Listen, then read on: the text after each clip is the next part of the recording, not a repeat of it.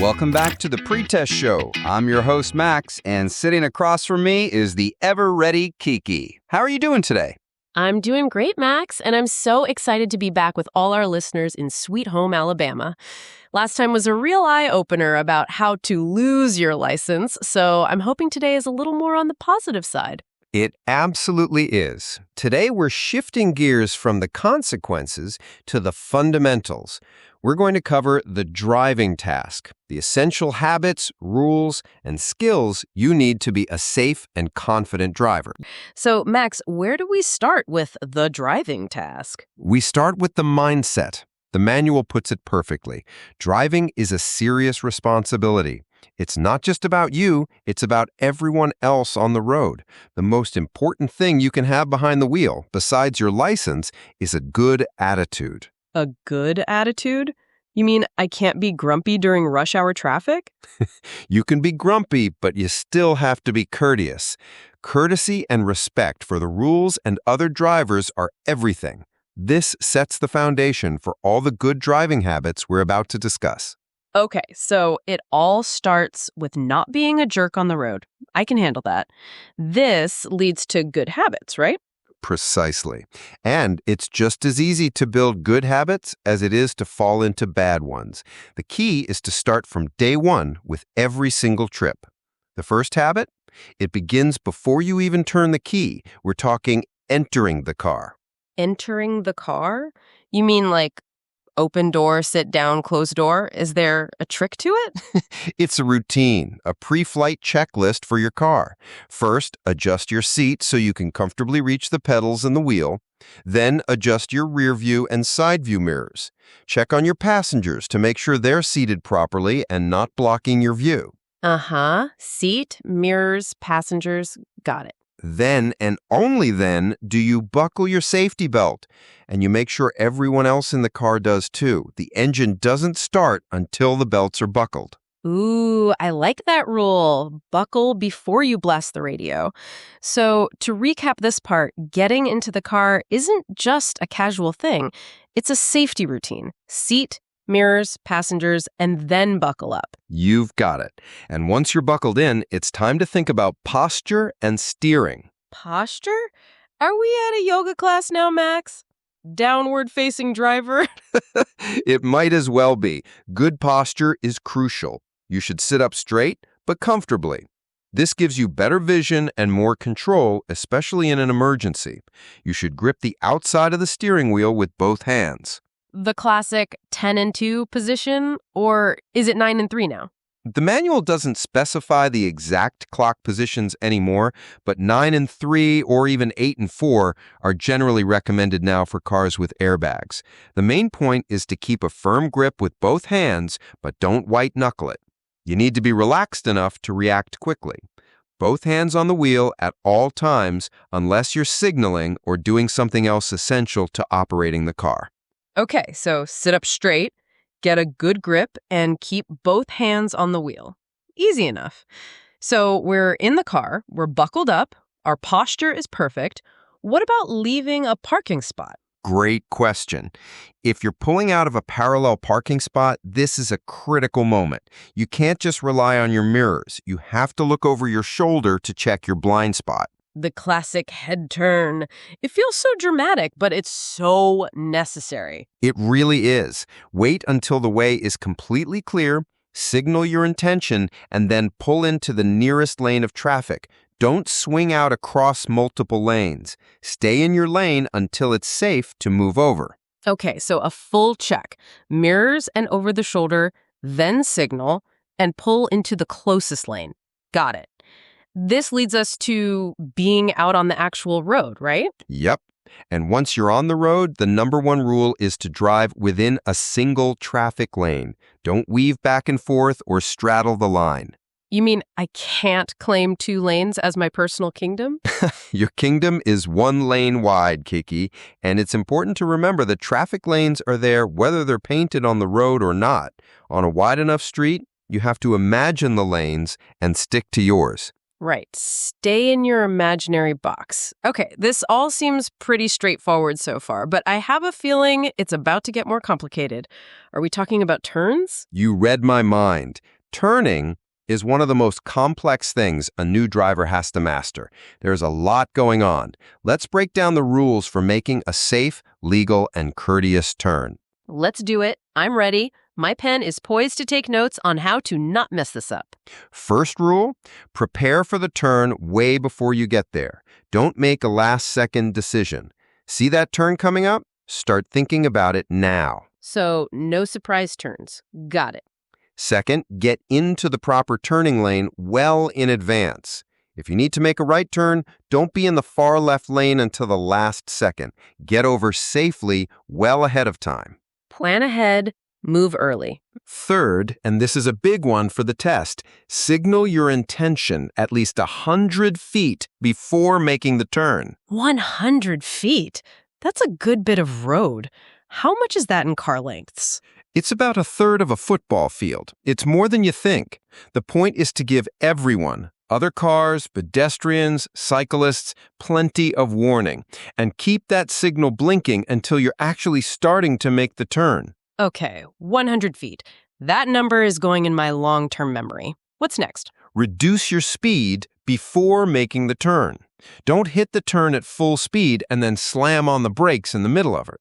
Slow down, then turn.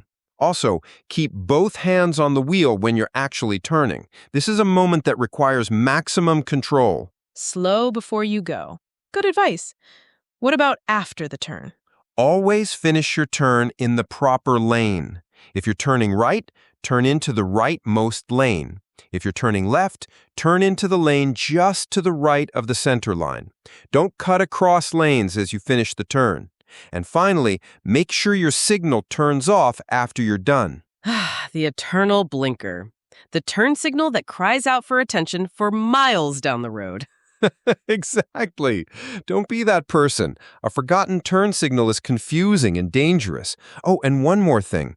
The manual mentions that during the day, especially in bright sunlight, you can use hand and arm signals to supplement your blinkers, since they might be hard to see. Okay, let me try to summarize the whole turning process. First, decide to turn early. Second, get into the correct lane early. Third, signal at least 100 feet before. Fourth, slow down before the turn. Fifth, check for everyone and everything. Sixth, make the turn into the correct lane. And seventh, cancel your signal.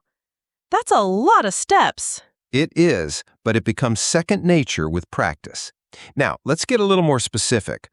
What about turning on a big 4-lane highway? Ooh, things just got faster and wider. How does that change things? The principle is the same, just on a larger scale. For a right turn from a 4-lane, you need to be in the far right lane well in advance. Then you make a tight turn into the right lane of the street you're entering. For a left turn, you need to be in the lane closest to the center line or the median. You turn from that inside lane, and you want to enter the cross street just to the right of its center line. Avoid making a big, wide, swooping turn. So you stay in your corresponding lane path, no swinging out into other people's space. That makes sense. It's all about being predictable. That's the word, predictable. A predictable driver is a safe driver. All right, so we've covered basic turns and highway turns. What if you need to do a complete 180? Are we talking about the dreaded 3-point turn? We are indeed. The 3-point turn, the bane of many a road test. It's how you turn your vehicle around to go in the opposite direction on a narrow street. The number one rule here is that it must be done without endangering other traffic. So you can't just whip it around in the middle of a busy street. Absolutely not. You should only do it where you can be seen from a long distance and where there's very little traffic. And there are places where it's explicitly forbidden. Where can't you do a 3-point turn? This feels like a definite test question. It is. You are not allowed to make a 3-point turn on interstate freeways, on curves, or near the top of a hill where another driver couldn't see you from 500 feet away. 500 feet. That's a long way. So basically, if there's any doubt that someone coming over a hill or around a bend could see you, don't even think about it. Correct. And remember, these are often governed by local laws, and there might not be a sign telling you it's prohibited. You have to use your judgment. So to recap the three-point turn, it's for turning around on a narrow road. Only do it when it's super safe with great visibility and no traffic, and absolutely never do it on a highway, curve, or hill. You've got it. And speaking of curves and hills, let's talk about just driving through a regular curve. Okay, what's the secret? The secret is to slow down before you enter the curve. If you go in too fast, your car's momentum will try to pull you straight, which could mean crossing the center line or even leaving the road entirely. So you slow down before, and then you can actually accelerate slightly as you're rounding the curve, which helps with stability. Interesting. So you scrub off the speed beforehand and then power gently through it. I like that. It sounds smooth. Exactly. Smooth is safe. Now let's shift gears and talk about who else is on the road. We're not alone out there. We have to share the road. And today we're focusing on two very important groups: bicyclists and motorcyclists. The two-wheelers. They seem a lot more vulnerable than we are in our big metal boxes. They are. And that's why this section is so critical. Let's start with bicycles. The first thing to know is that in Alabama, a person on a bicycle has the same rights and responsibilities as a person in a car. So all the traffic laws we're learning apply to them too. Yes. They have to ride as close to the right side of the road as is practical, but there are exceptions. They can move over to pass another vehicle, to prepare for a left turn, or to avoid things like potholes, debris, or the dreaded opening car door. The dooring zone, that's a huge hazard. What else do we need to know about them? They're allowed to ride two abreast, side by side. They have to ride with the flow of traffic, not against it, and they have to use hand signals for turns and stops. And here's a big one for Alabama: where there's a designated bicycle lane, they must use it. Okay, so if there's a bike lane, they have to be in it. And what about us, the drivers? We have to stay out of it, right? Right. You cannot drive in a bicycle lane except for a few specific reasons: to park where it's allowed, to enter or leave the road, or to prepare for a turn. And when you do prepare for a turn across a bicycle lane, you're supposed to merge into the bicycle lane before making the turn to avoid cutting off a cyclist. That's a really specific rule. Merge into the bike lane, then turn.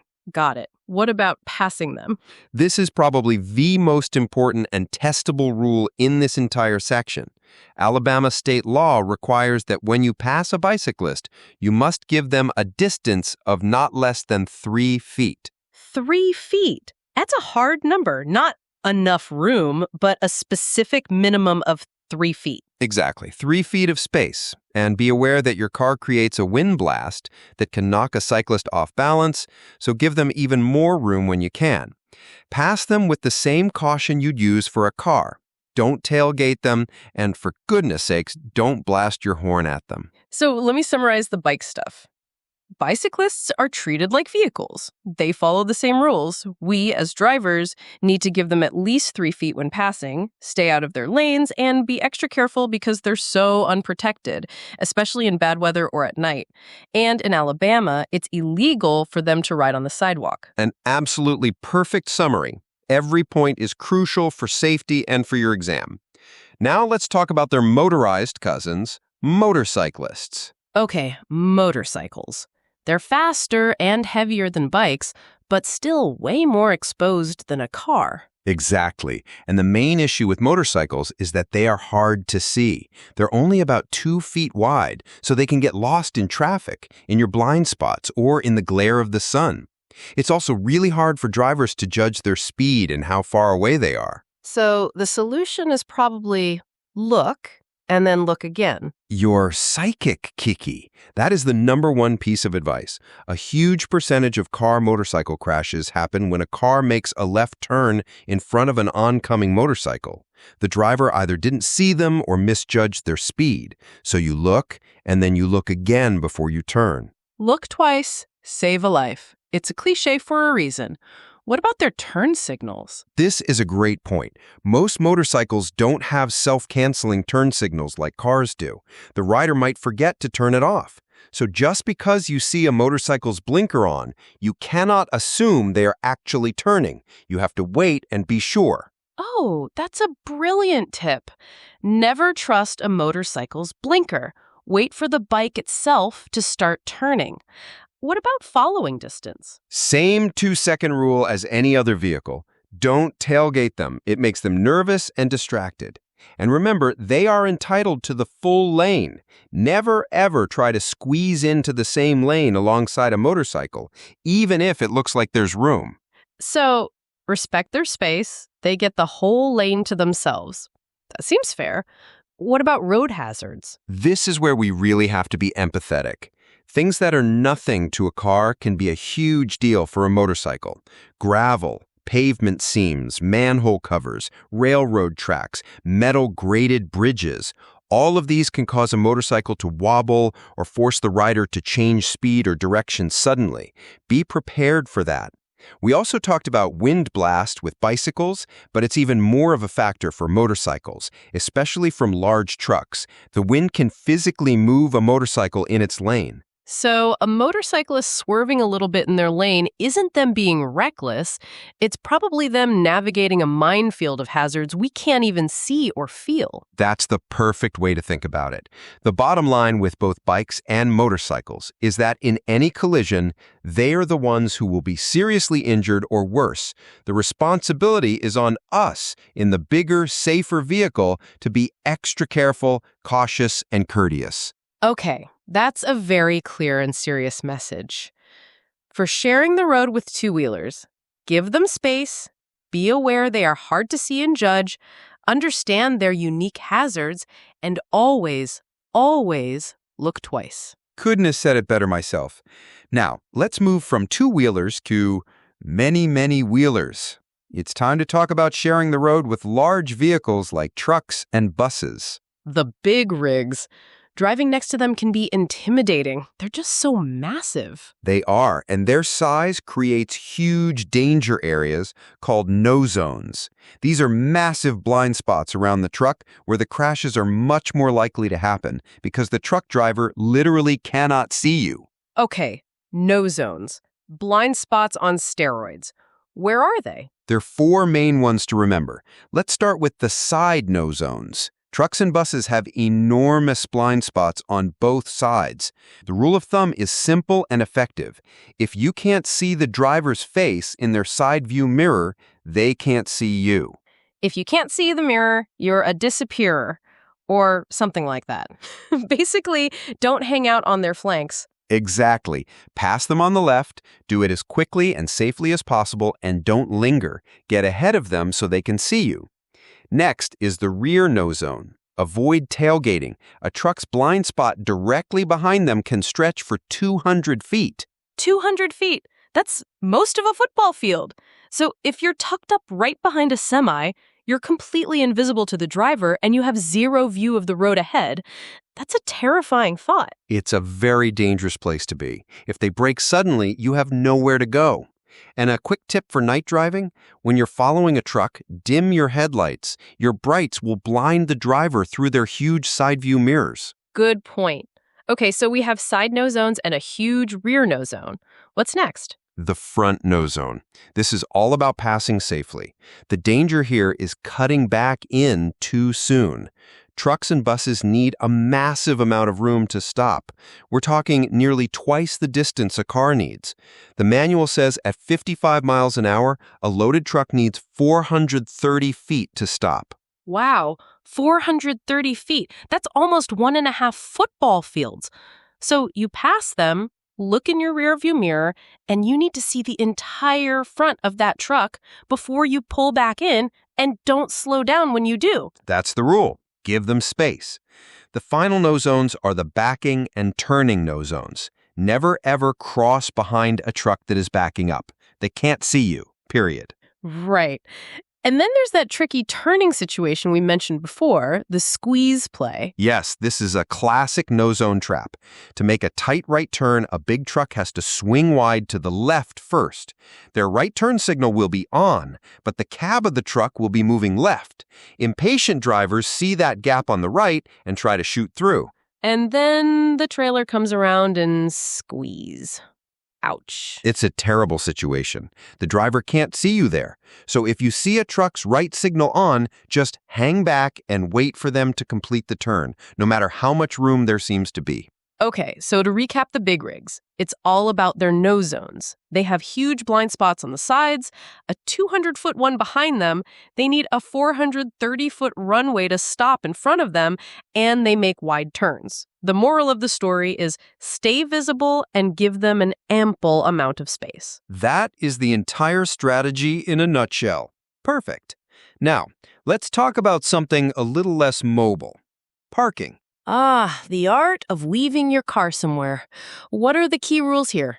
The first one is for rural highways. If you have to leave your car on the side of the road, it has to be moved completely off the pavement. If you can't move it, you have to use lights and markers to make sure it's not a danger. Okay, that makes sense. Get it out of the way of fast-moving traffic. But what about the one that always seems to get people on their driving test? Parking on a hill. Ah, yes, the great arbiter of driver's ed grades. It's all about making sure your car doesn't roll into traffic if the brakes fail. So you always set the parking brake and put the car in park. But the key is what you do with your wheels. Okay, break it down for me. I always get these confused. It's like a weird spatial puzzle. Let's make it simple. Think of the curb as a block, like a brick you'd put behind a tire. If you are facing downhill, you want your car to roll into that block, right? So you turn your wheels toward the curb. Downhill toward the curb. Okay. The front of the car would gently roll into the curb and stop. I can picture that. Exactly. Now, if you are facing uphill, the car will want to roll backward. You want the back of your front tire to catch the curb. So you turn your wheels away from the curb. The car would roll back a few inches and the back of the tire would hit the curb and stop it. Uphill, away from the curb. So the front of the car would swing out toward the street a little if it rolled back. Okay, that makes sense too. It's all about using the curb as a safety stop. You got it. But now for the trick question. What if there's no curb? Oh no, the safety block is gone. You just hope for the best and put a few rocks behind the tires? Not quite the official procedure. It's actually really simple. If there's no curb to use as a block, you just want the car to roll away from the street and traffic. So whether you're facing uphill or downhill, you turn your wheels toward the edge of the road, toward the shoulder. Ah, that is simple. It's all about aiming the car to the safest possible spot if it starts to roll. Okay, let me try to say that all back so it sticks. Downhill with a curb, wheels to the curb. Uphill with a curb, wheels away from the curb. No curb at all, wheels to the edge of the road. I think I finally have it. You do. And knowing that could be the difference between passing and failing your road test. Now, let's do a quick fire round of places where you are absolutely not allowed to park. This is another area full of test questions. I'll name a spot. You tell me if it's a no-go. Okay, I love a good lightning round. Hit me. In an intersection. No-go. That's just chaos waiting to happen. On a sidewalk or a crosswalk. Definitely no-go. That's for people, not cars. Okay. How about within 15 feet of a fire hydrant? No way. Don't block the heroes. 15 feet. Got it. Within 30 feet of any flashing beacon, stop sign, or traffic control signal. No go. You can't block the signs that tell people what to do. 30 feet. That's 2 car lengths, maybe? Roughly, yes. Good way to visualize it. How about within 50 feet of the nearest rail of a railroad crossing? 50 feet. That seems like a lot, but I guess you really don't want to be anywhere near a train, so nope. It's all about safety clearance. What about in front of someone's driveway? You can't do that. That's just rude and illegal. Rude and illegal. A terrible combination. Last two. Upon any bridge or in a tunnel. Absolutely not. There's no room, and it's incredibly dangerous. And you also can't double park on the side of another parked car or where a curb is painted yellow. You aced the lightning round. You're an expert on where not to park. Okay, so there are a lot of prohibited parking places. It seems like a list of common sense spots, but those specific distances, 15 feet for a hydrant, 30 feet for a signal, 50 feet for a railroad crossing, are probably things to memorize for the test. And that brings us to our final and most important topic of the day. This is a life or death subject, so we're going to get very serious here. We're talking about Alabama's safety belt and child restraint laws. Okay, all jokes aside, this is the most critical information. Let's get into it. The law in Alabama is simple and clear. Every single person in the car, front seat or back, regardless of age, must be restrained. For adults and older kids using a regular seatbelt, it should be worn snugly across the hip bones and shoulder, not up on your stomach or under your arm. Every single occupant. That's a clear, easy-to-remember rule. Now, what about the kids? I know the rules are more specific for them, and they change as the child grows. They are, and they are based on age and weight, and these are non-negotiable. First, infants must be in a rear-facing car seat until they are at least 1 year old or weigh 20 pounds. Rear-facing until at least 1 year old or 20 pounds. That's the first milestone. Got it. Next, a child must be in a forward-facing car seat with a harness until they are at least 5 years old or weigh 40 pounds. Forward-facing in a harness until at least 5 years old or 40 pounds. Okay, that's stage 2. Then, a child must be in a booster seat until they are at least 6 years of age.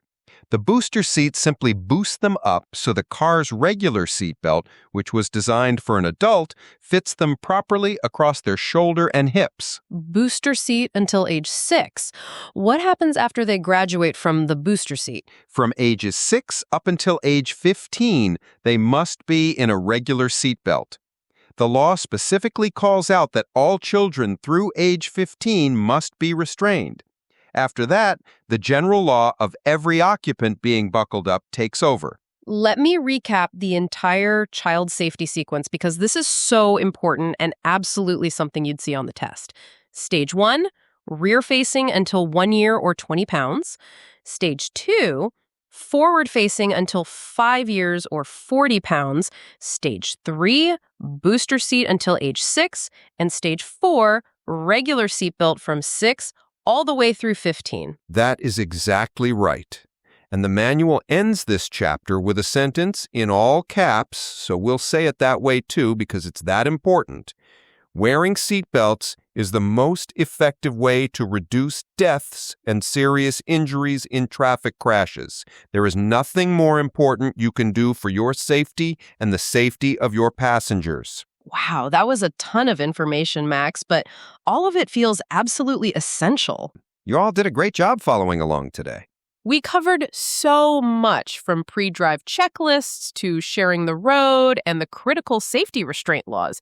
It's a lot, but it's all stuff you need to know. You've been listening to the Pre-Test Show. If we helped you get one step closer to your license, do us a favor and subscribe to our channel. Drive safely, be courteous, and we'll see you all next time.